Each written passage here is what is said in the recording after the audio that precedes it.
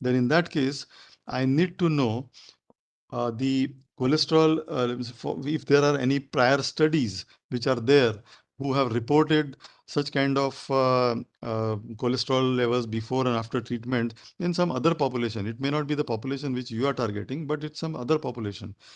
If there is some nearby molecule also, if it is available, and that data is available for that particular molecule, then that data can also be used for judging the sample size for the prospective trials.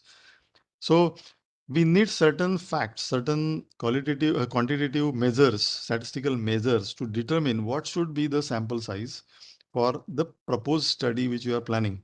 At the same time, we need to even consider what is the study design, because depending on the study design, the statistical parameter requirements, they vary, and accordingly the sample size size also varies. So all these aspects. So the sample size determination itself is an involved study which needs a separate talk.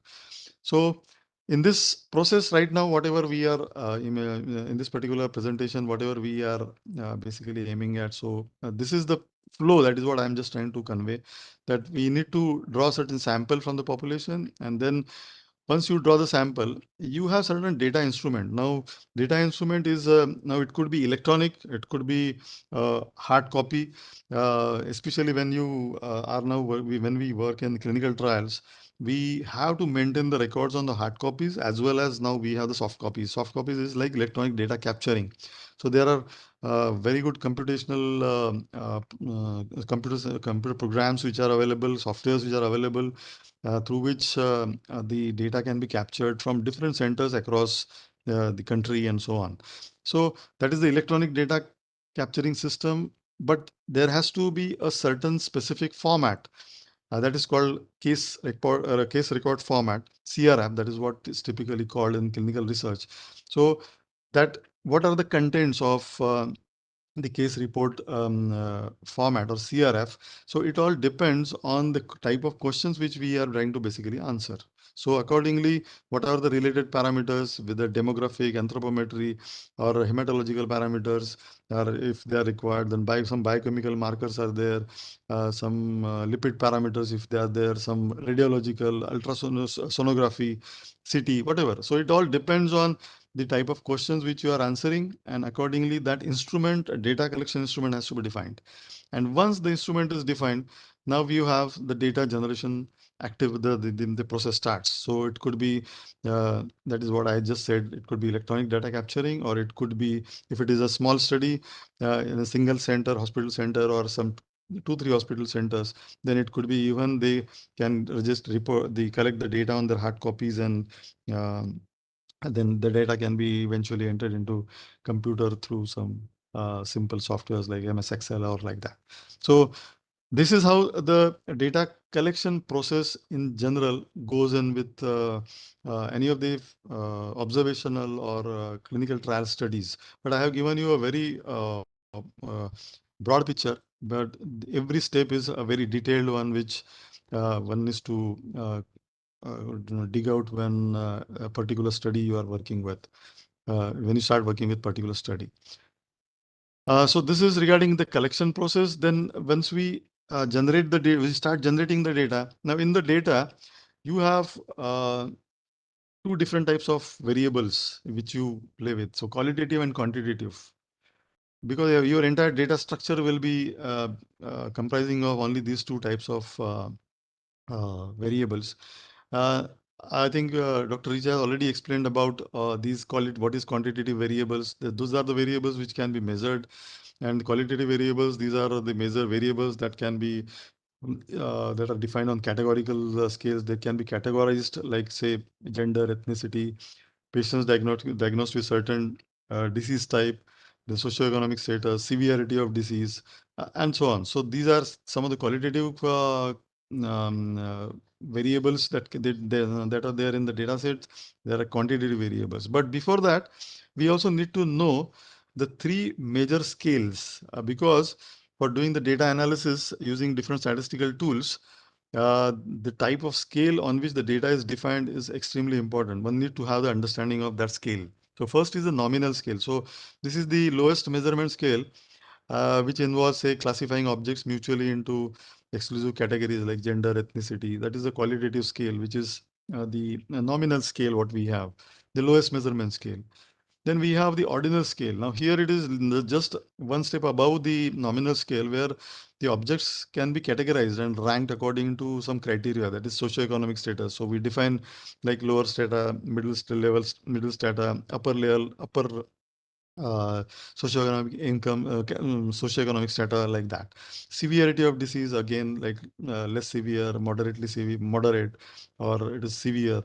Treatment effectiveness, whether it is effectiveness was very poor or moderate or something like that. So there is a scale which indicates like whether the effectiveness of certain intervention was to what extent it was there with certain treatment or certain medical drug which we are basically trying to test, or socioeconomic status, and so on. So there is a scale what you observe here in the ordinal level parameters, in ordinal scale. Then the most strongest and the typical scale which we try to play with is the ratio scale, which is the highest level, and it is equal. It deals with all the intervals that can be defined on these particular scales.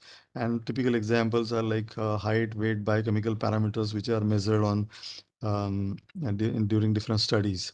So here, the strength of this particular scale is the maximum one, what we can say, because and whatever statistical test also which we used on this quantitative measurable ratio scale, so they have a strong power in answering the questions. So these are the three basic steps, the scales which one needs to keep in mind when we go with any type of statistical analysis. Then once the data is generated, so there is a need to organize the data in particular format for doing the downstream analysis. So design appropriate data structure so that the fields could be readily used in the program. So because once the data structure is defined and is properly shaped, uh, you have to use that data file in the program, um, which is going to in which you are going to use some statistical techniques for answering the questions. So designing appropriate data structure is important. Treatment of missing data is also very important. So now treatment of missing data, there are a lot of tools which are available in statistics also. In clinical research, there are certain rules which are also defined for playing with the missing data. Um, so we use those tools to address the missing data. Then ensure reliability of the data entered through random checks. So this is also a very important step which one has to follow before going for the analysis. Like it may be in any domain, I would say. This is not only specific to clinical research, but any domain, that whatever data has been entered, so there has to be some process by which one can check the random the correctness of the data. So this process also is very equally important.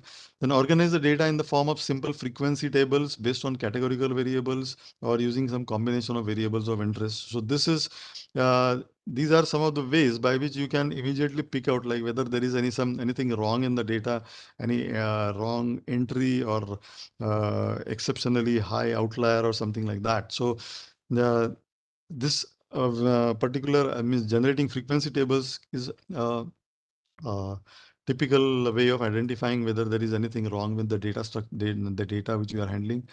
Then obtain simple graphics like obtain bar diagrams, scatter plots, histograms, line plots, etc. to understand the trends of the data. At the same time, it will help you in understanding like whether there is anything wrong that is going on with the data. So these are some of the uh, visuals, that is like what is bar graph, what is histogram, what is scatter plots, and what is line graph. So through each of these graphics, one can understand like whether there is any abnormal pattern in my data, whether there is any outlier in my data, and whether that outlier is because of the wrong data entry, or whether that particular patient or that particular observation itself is really out of box from whatever the other rest of the observations are. So then similarly, bar graphs also will tell you as to what kind of trend you have in the data, whether there is you expect certain peaks in the data and whether they are properly falling at the right place. So this kind of analysis or the visuals that can give you right away a clue as to whether the data is in uh, uh, proper shape for doing the analysis, downstream analysis. But this is just one process, one particular style, what I am suggesting, but there can be different ways of even understanding like whether the data correctness is there or not. So this is what about the data organization. Then comes the data summarization. So this is now another next important step which is there, like whatever quantitative variables which I am playing with. So summarizing that particular data, quantitative variables, also can give you an idea as to whether the data which I have collected, it is uh, it can be a representative of the population or not, or whether it is something I have got something data which is showing a lot of variations, a lot of outliers are there or whatever. So those things, some of the things they can be out addressed using this summarization measures. So one summarization measure which you typically all must be knowing is this measures of central tendency, where we have these three central tendency measures, that is mean, median, and mode.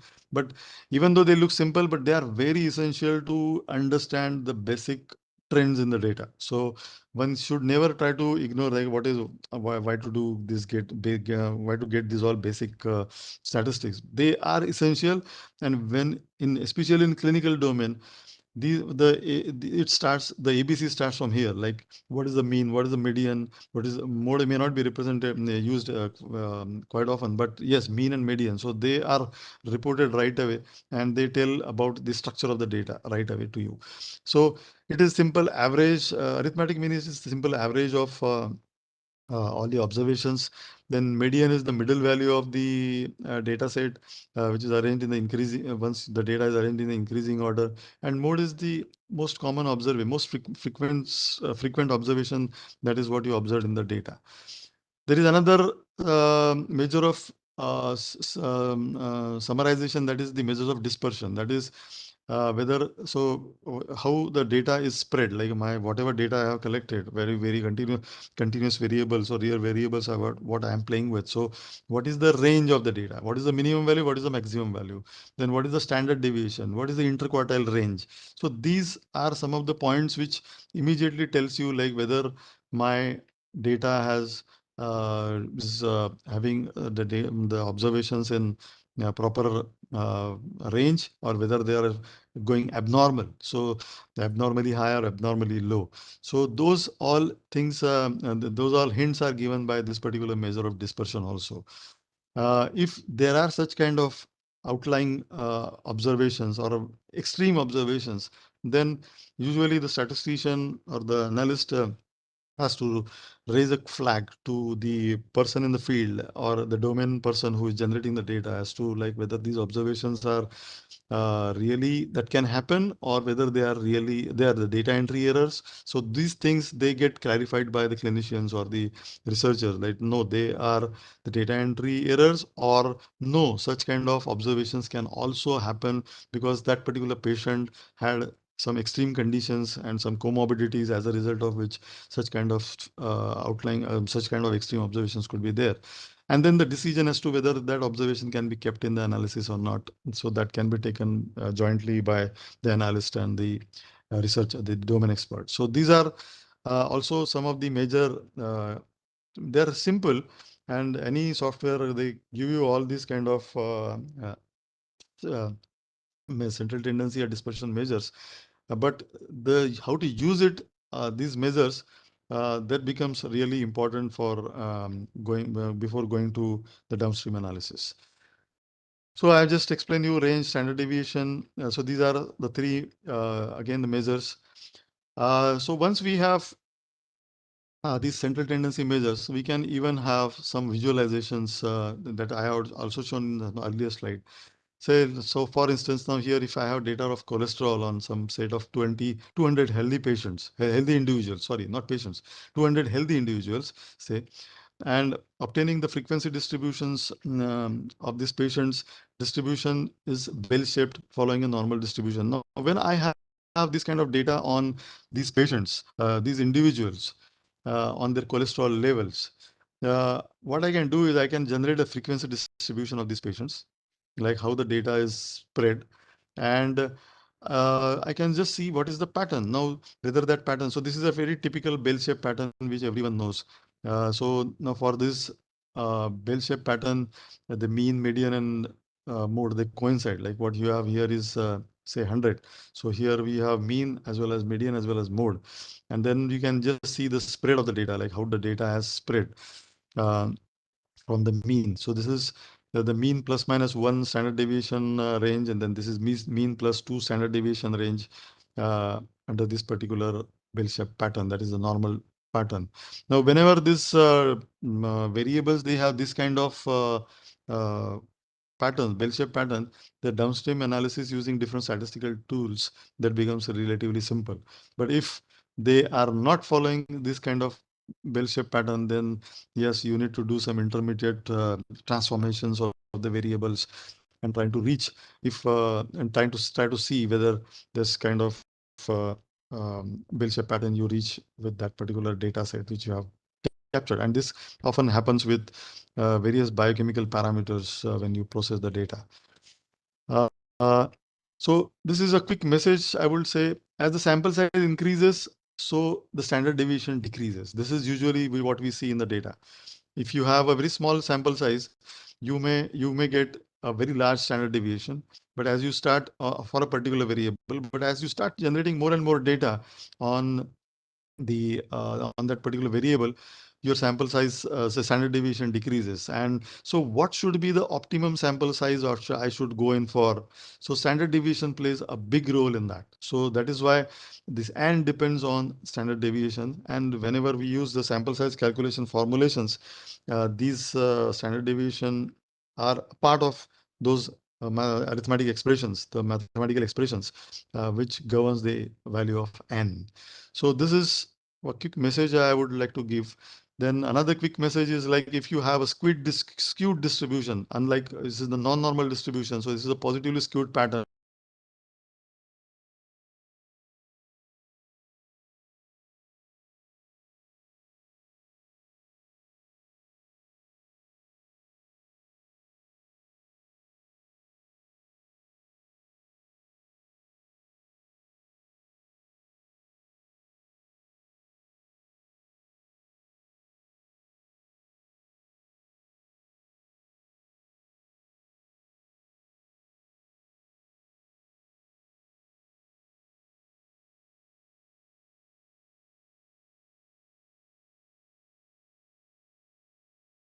Answer your hypothesis, whatever question which you have in mind.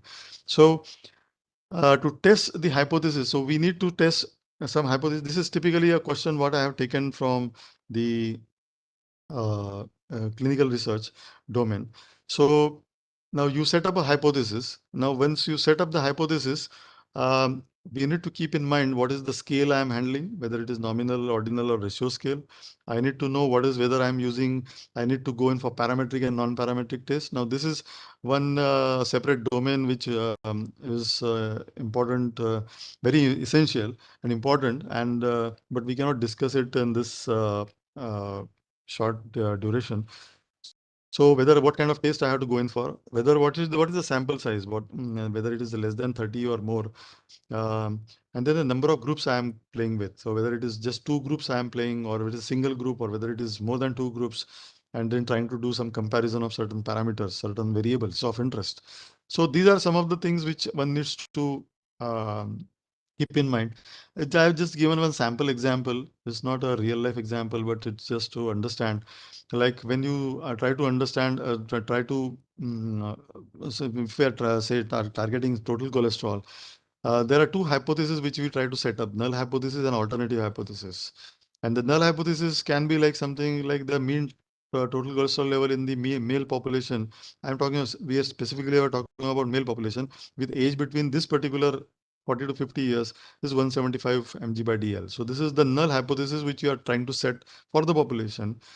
And alternative hypothesis, we say that it may not be equal to 175. That is, it differs from 175. So these two hypotheses we try to set at these are the questions. What I have, whether it is 175 or whether it is not equal to 175. And I need to now test based on some sample evidence that whether in the population I can claim that the total cholesterol level in this particular age group is 175 or not. So what you are doing is, the question is which hypothesis to accept. So now here there are some decision rules which are there. Immediately in one stroke, it is very difficult to grasp this, what exactly these rules are. But so these are the null hypothesis, and this is one decision I have to take, that whether I should reject the null hypothesis or whether I should accept the null hypothesis.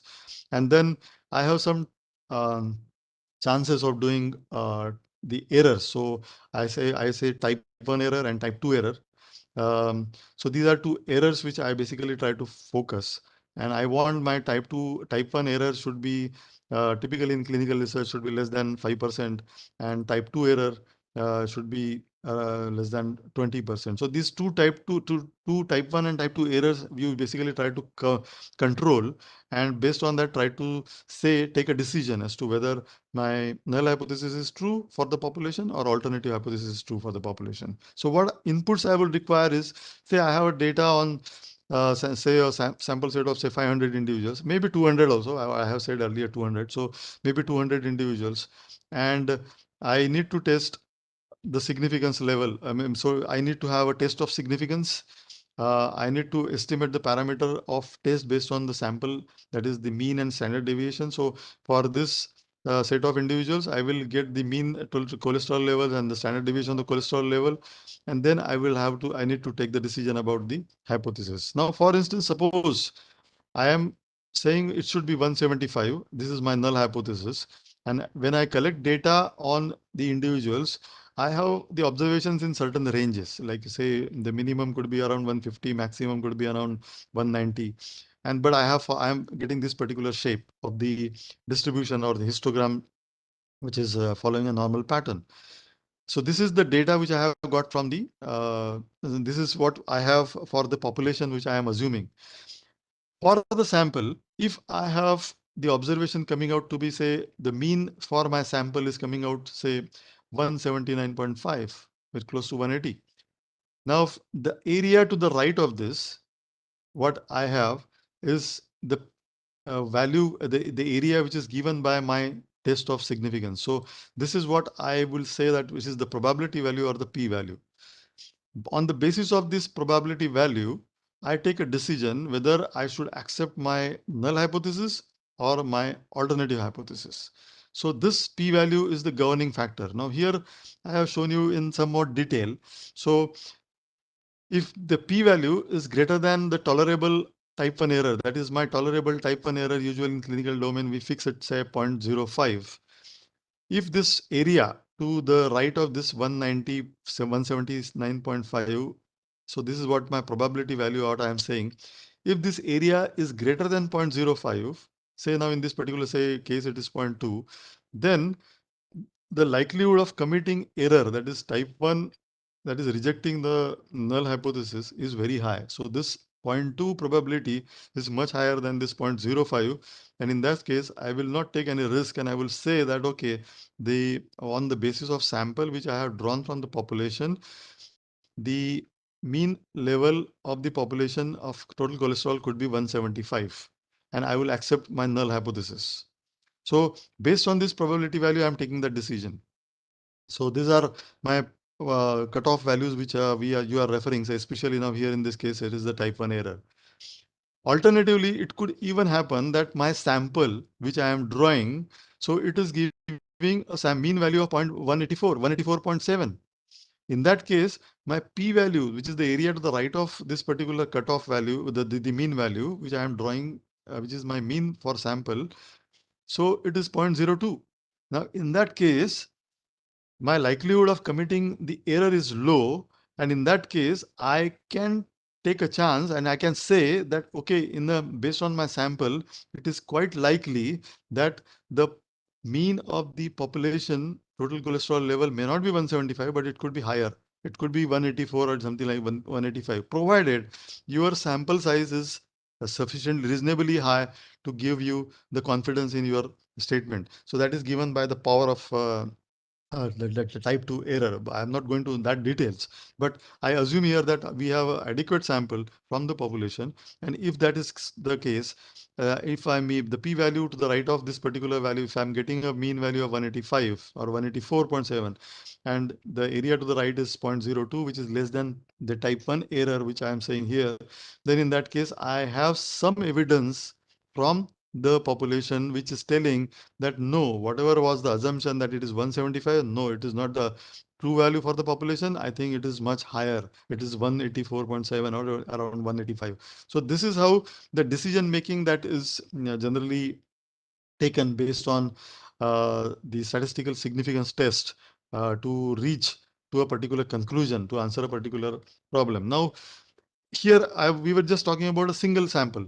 Now, what about like if I have two samples, two groups, and we want to compare the cholesterol levels between two groups, like I have one population A, population B, and I want to know whether the mean population means cholesterol level between these two groups are same or not. So I have two hypotheses. Now, every time, depending upon your study group, study samples, design, your hypothesis will go on changing. So now in this case, my hypothesis will be whether the two means were same or whether they were different. So that is my alternative hypothesis. And again, now I have a question like whether I should accept H naught, H1, the null hypothesis or the alternative hypothesis.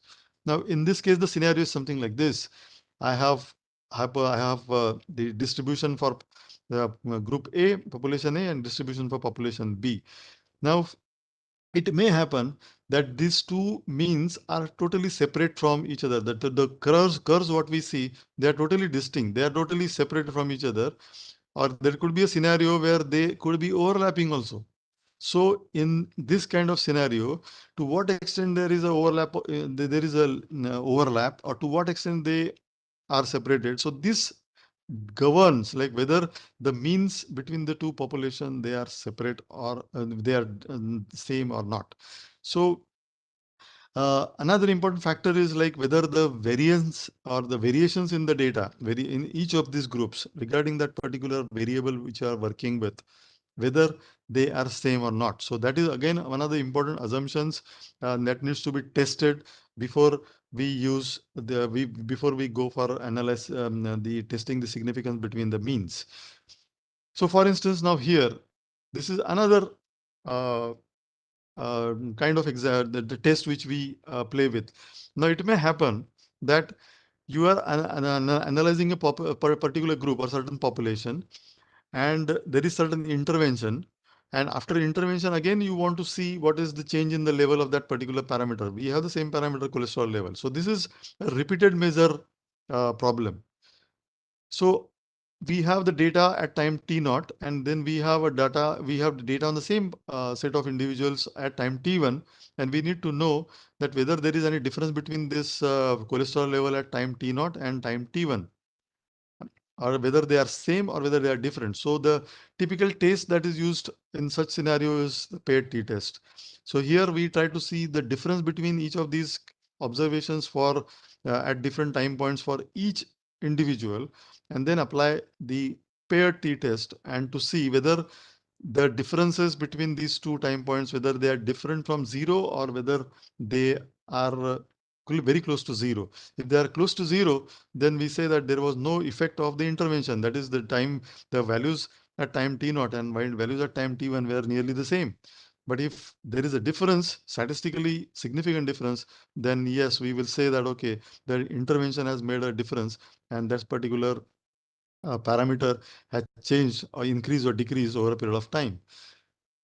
So this is for the repeated measure. Then there is another scenario like where what we have is when there are more than two groups. So I'm just giving you running you through few scenarios which are typically what we face in healthcare data analytics.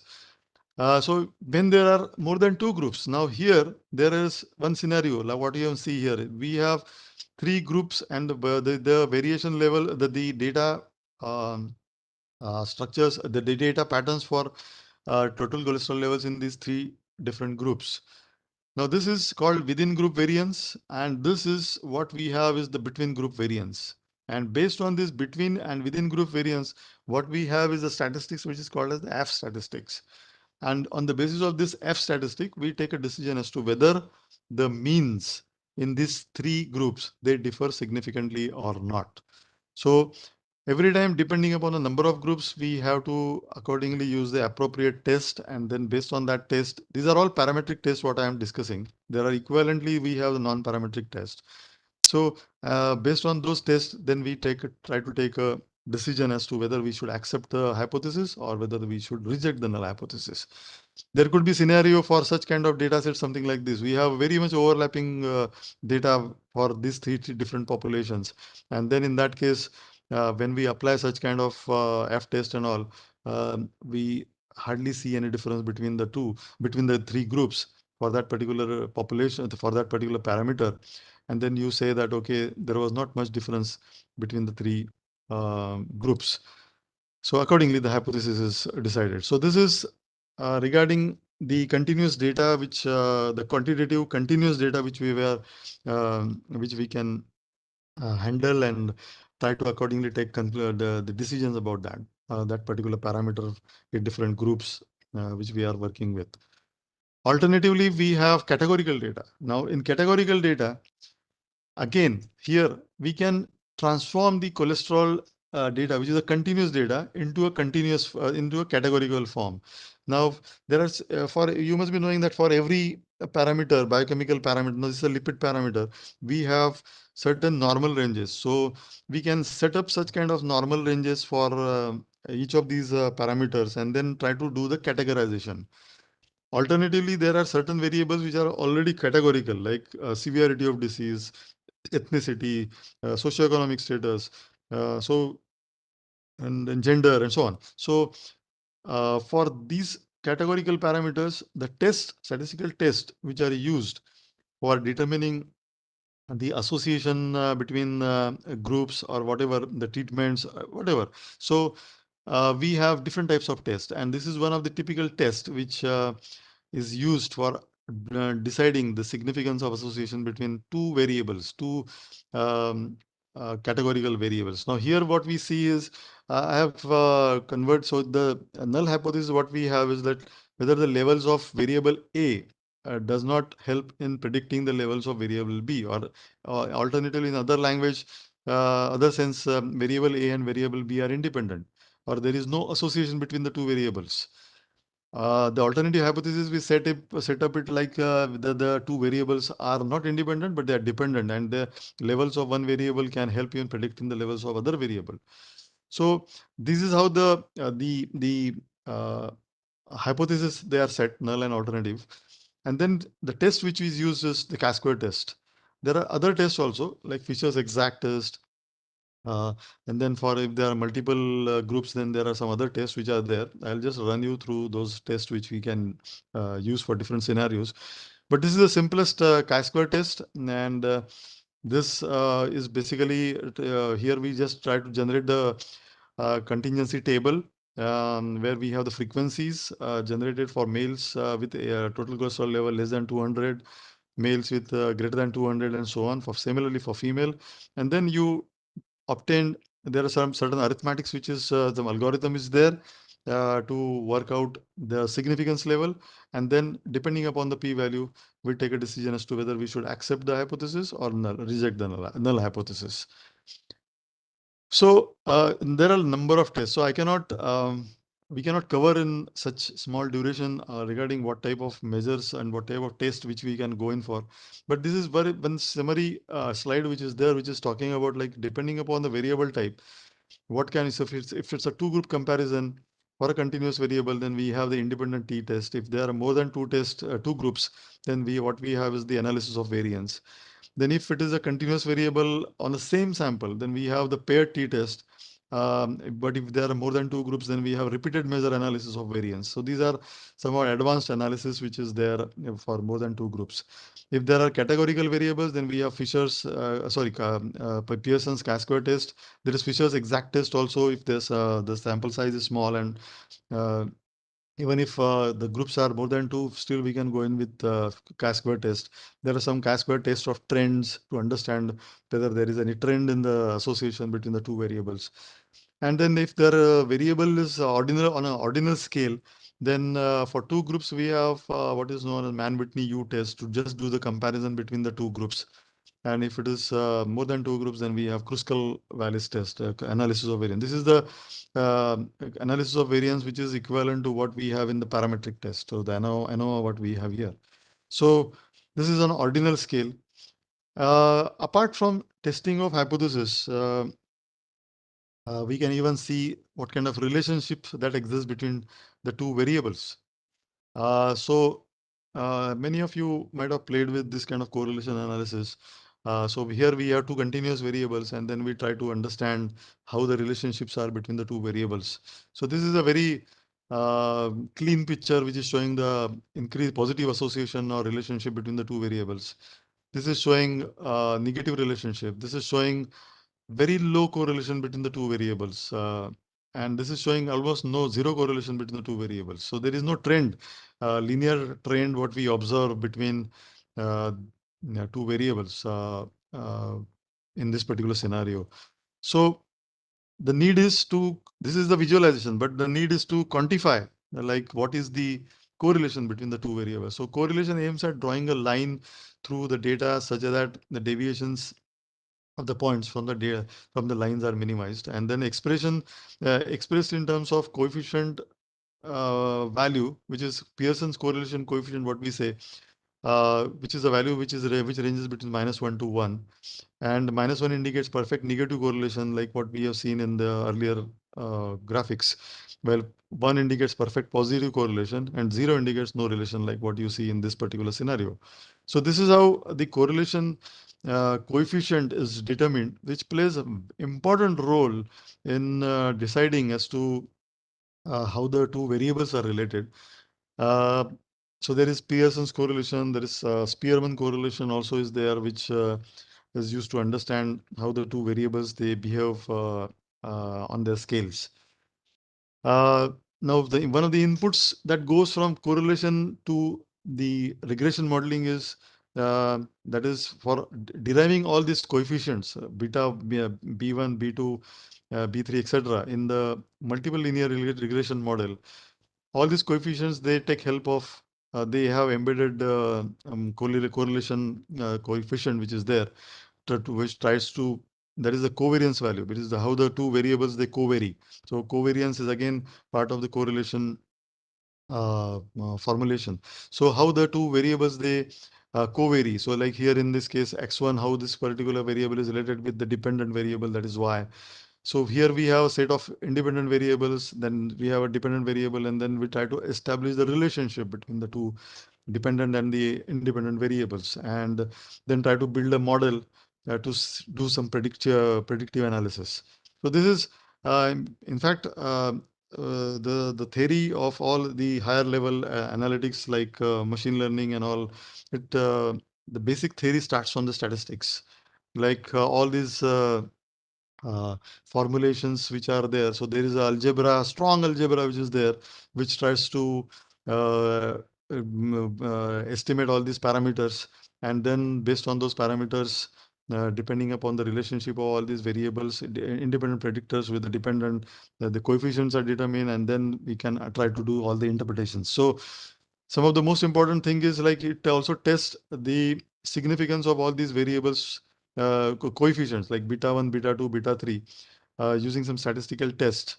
So whether those coefficients they are having any impact on the outcome variable. So the magnitude of those coefficients itself tells along with its p-value. So it tells the impact of that the variable on the outcome variable, the predictor or the dependent variable.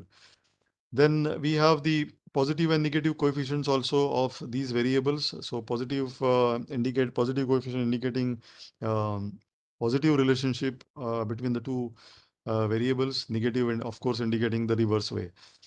And then the most important thing that is one is to work about applying focus on applying that particular model in real life situation is like what is the coefficient of determination, what is the R square value, which takes value between 0 and 1. So R square, this particular measure of goodness of fit of the model is very key in predicting the outcome variable based on the independent predictor variables. Now, also very important when we play with this kind of linear models, it is very important as to like how many number of predictor variables should be there in the models, because there should not be situations of overfitting. More the number of variables in the model, the model is going to overfit. So having optimum number of models in the data set, that is very key in playing with such kind of regression diagnostics or regression modeling. Um, One of the typical most frequently used regression uh, analysis in clinical research is the logistic regression. So it is could be by the binomial logistic regression, it could be multinomial, it could be ordinal logistic regression. But binomial logistic regression is the simplest form. Multinomial and ordinal, they go at a very higher level, and the interpretations also they get more and more complex. But depending upon the scenario, accordingly, those kind of logistic regressions they need to be used. So here the dependent variable is dichotomous. Earlier, what we see in multiple regression, I forgot to tell that it is the y that is the dependent variable. It is on continuous form. But in logistic, it is in the dichotomous form. So whether disease or non-disease, and the predictor variables could be categorical or continuous. Then like linear regression, coefficients for each predictor variables can be obtained along with statistics. Then odds ratios in favor of outcome can be obtained for each of the variables as a measure of effect on the likelihood of the outcome. So odds ratio, now here when we use logistic regression, multiple logistic regression with multiple variables and independent variables, the odds ratio what we what we call is an adjusted odds ratio, because the effect of each variable, the predictor variable on the outcome is determined in presence of the other variables. So that is what is usually reported in all the literatures of medical sciences. That is the odds ratio and the adjusted odds ratio. So this is very important analysis which is there in medical research. Apart from that, there are many other statistical tools which are very frequently used in healthcare domain. That is survival analysis. So it is to determine the rate at which the occurrence of event in certain predefined groups. So how the deaths they occur, or how the a particular event that occur with time in certain groups. So survival. So be um, uh, just the undesired event, but it could be even some positive occurrences. Also, they are also analyzed using such kind of analysis. Even the recurrence analysis also is one of the important analysis. Presently, we are doing with some sickle cell analysis data from central India, and there we are trying to see how the recurrence of different typical events they happen with such patients over a period of um, at different time intervals, at different age intervals. So that is what we are playing with, this all recurrence analysis. Then Cox proportional hazard analysis, which is a very important analysis, which is also there, which tries to understand the importance of covariates on the survival times of the individuals through hazard functions. Then discriminant analysis to basically classify samples in two or more groups. Now these are all comes under machine learning things also. You may see discriminant analysis, multiple group discriminant analysis, cluster analysis, random forest, and so on. So they now are under the umbrella of uh, machine learning. But as a statistician, I had learned all these techniques in my multivariate analysis subjects in my during my post graduations post PG. So discriminant analysis followed by then receiver operating characteristic analysis. This is also very important to understand. This is especially helpful in the diagnostics, uh, in medical diagnostics. Uh, so before going to my concluding slides, I would like to just run through how exactly we play within clinical research. So here in clinical research, we have so basically a study involving human volunteers intended to add knowledge in the medical science. So we have studies which are basically observational studies or experimental studies. Observational is something like assessment of health outcomes in group of participants as per the research protocol. So for example, learning about the effect of different styles on cardiac health in older subjects. Experimental, it is like some assessment of health outcome in a group of participants who receive specific treatment as per the research protocol. So like study the effect of new drug in participants with high blood pressure to see if their blood pressure levels they decrease. So here we have in experimental groups, we have some intervention, and here we have some observational studies. So there are different designs under observational studies. There are different designs in experimental studies. At present, it's very difficult to run through all the different types of designs under these two subheads. Now, this particular area, which is experimental design, so they are basically clinical trials, what we typically hear.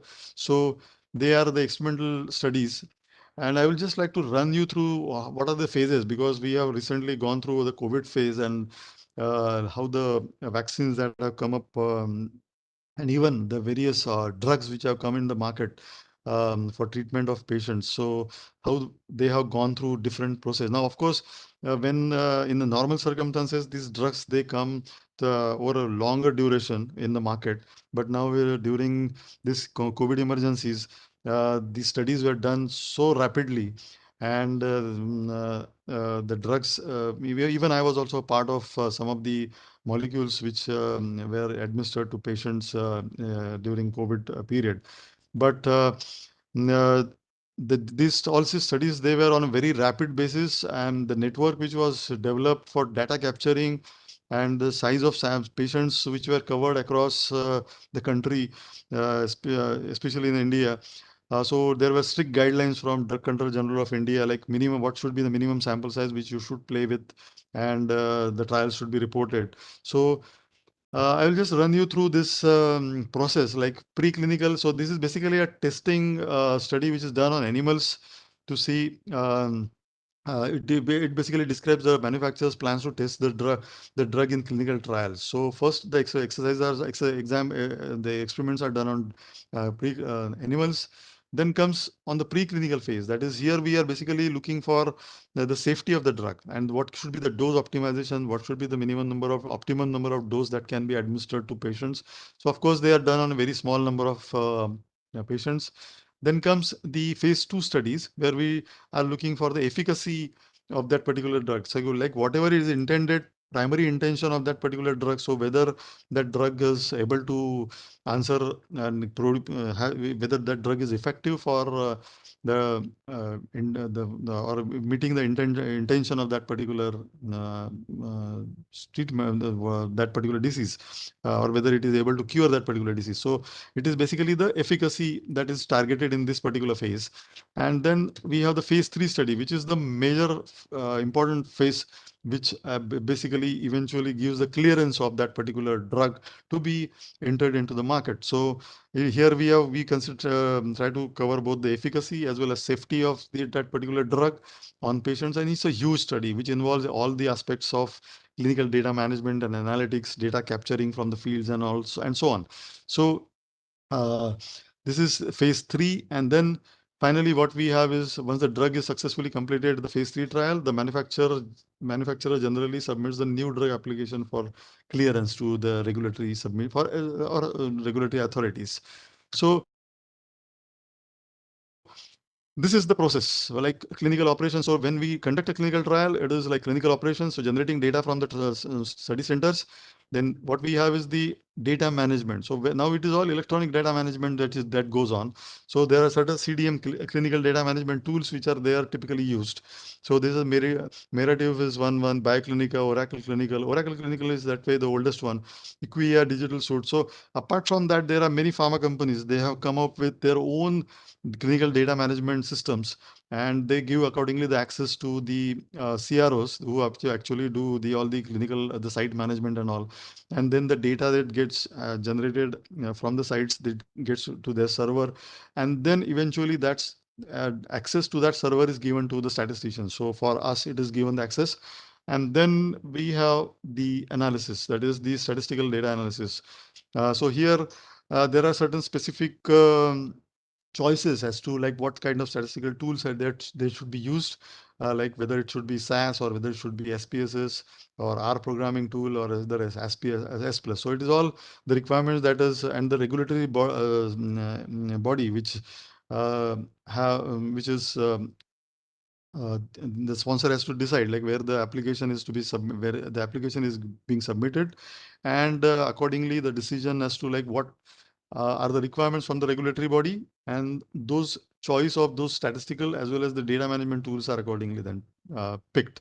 So this is the entire process generally, and then comes the medical writing. Once the data analysis is done, then you have the medical writing, and then finally the submission of that particular. So this is one area in which there is a huge if the contribution from the computer science scientists, computer science people, as well as data analysts.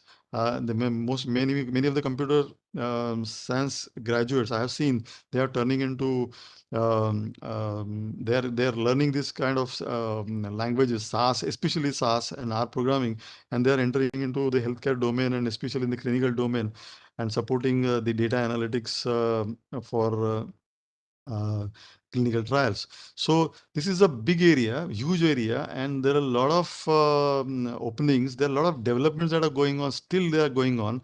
The kind of reporting of the analysis that is because I am observing it since last 10 years, the level of and data analysis has also gone up. There are the computational tools which are used for doing all these analytics. So they are high end. Of course, machine learning and all has not entered into this kind of regulatory submissions. But yes, all the high level data analysis, what I have shown, they are part of such kind of submissions.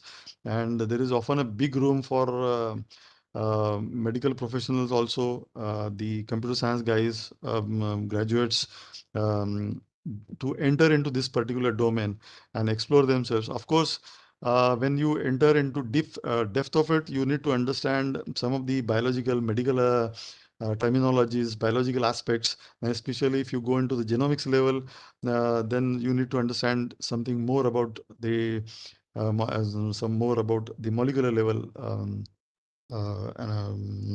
understandings. But overall, I would say since the entire theme about of all these this particular session or this particular program is oriented towards healthcare, I would say this is the area which has good potential, and um, those upcoming graduates, they can keep this as an option in front of them, and explore themselves for making their careers. And perhaps you never know, like because machine learning, artificial intelligence are some of the catchy and very glamorous new things which are coming up, which we are seeing all the time. And of course, they have tremendous power, no doubt about it.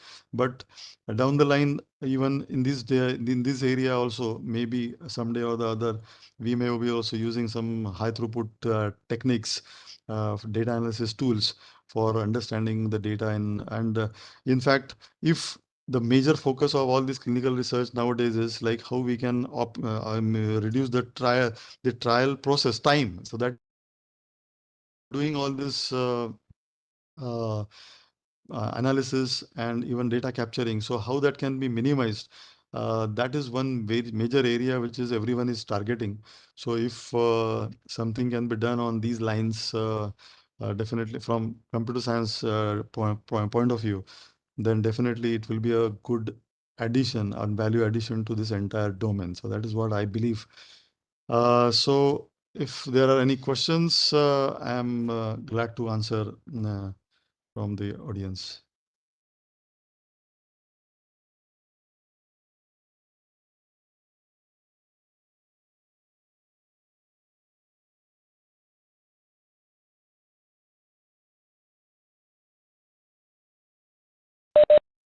Participants, do you have any questions? Please put them in the chat box.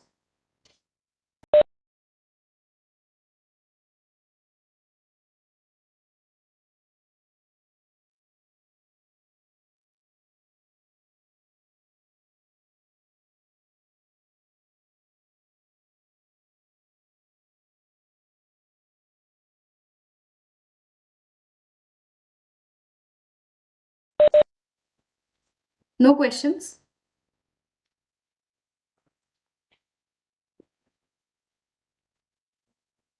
Okay, maybe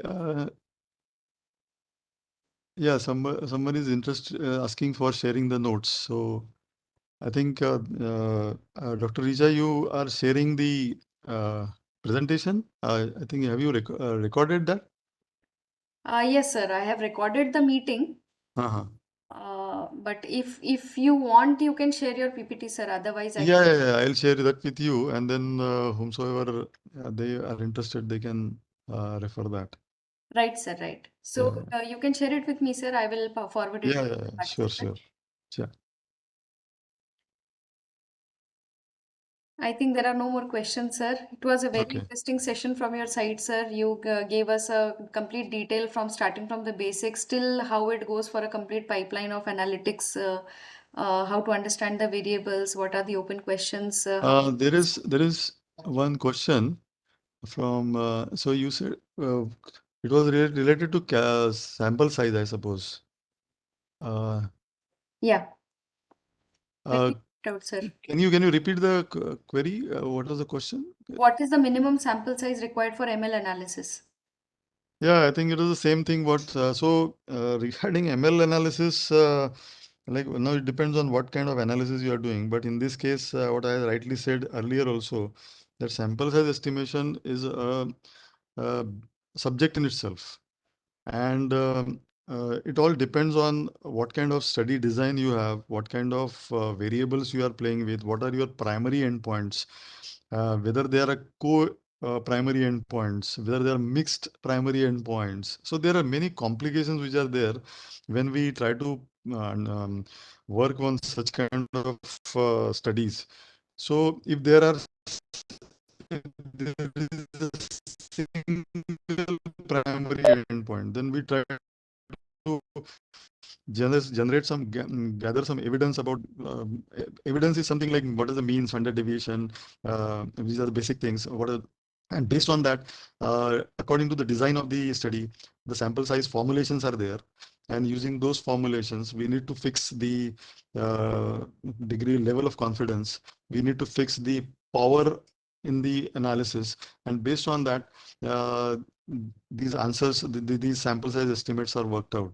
So but it is a very vast area, and perhaps in case if you are looking for such kind of we are looking for some kind of such studies, and want to know what should be the sample size, it's better you have some consultation with some statistician, because statisticians, they undergo all this kind of training as to what should be the sample size.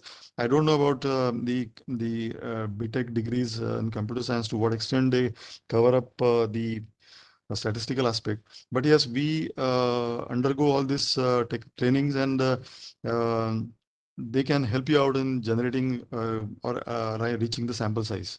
So that is one suggestion which is there. It is very difficult to just say like what is the minimum sample size I should go in for. Usually in statistics, 30 is one,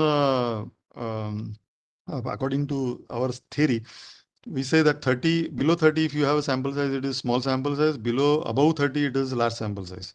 But again, I will not say to just to refer to that, because um, it is study dependent. It is the parameter dependent. What kind of variables you are handling? What is the spread in the variable? So there are many things which need to be taken into consideration before we reach to the sample size. And it is, believe me, this is one of the most debatable uh, area when we start with any project. Whenever we start any clinical trial, this is the most debatable area, because there are a lot of assumptions we need to fix, and depending and the entire budget of the study also all depends on the number of patients we are going to evaluate. So there is a lot of mispulling which goes on from the pharma endpoint also. But as a statistician, we have to just believe on the facts and evidences, and then accordingly come out with some sample size. So I would just say to Ms. Neetu Wankar that you can take support from somebody and a statistician, and if you are working on some project, then definitely they can help you out. But it is a very complex issue. There are some other questions also in between. There is like mean and standard deviation. One question is there from Dr. Ravi Prasad. So I think the simplest way is like you can just go to Excel. And in Excel, there are simple functions. It is very simple. You can enter the data and just run the command, the functions which are there in Excel. You can take any help of any online Google video. You can Google out, you can see any video, and then it is very simple to work out in Excel. So that is what I would suggest. Using some statistical tools, you need to then look for. So you were saying using age as a parameter. So if you are playing with age, entering the data on some of the say in Excel, then using if you have data on say 100 individuals, then just simple running average commands or stdev commands in Excel, you can just get the uh, results. So it's very simple in Excel. Any other queries which were there, because it was flashing in between? Sir, I cannot see any other queries in my chat. Okay, thank you. Right, sir. So assume there are no more queries. Thankful to you, sir, for giving us a lot of time from your side and for this beautiful session and briefing us about the complete pipeline of how statistical analysis can be helpful. You covered all the basics. You covered a complete pipeline. You told us the statistics for correlation, for variance analysis, and all that. That was beautiful, sir. Thanks once again for Thank you. sharing your Thank time. you very much. And thank you all for being so patient and attending this session. Thank you, sir. Thank you so much.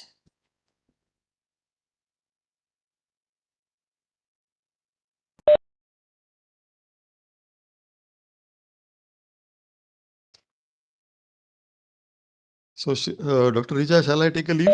Yes, sir. Yes, you can Okay. leave the meeting. Thank you, sir. Yeah, yeah. Thank you. Thank you very much.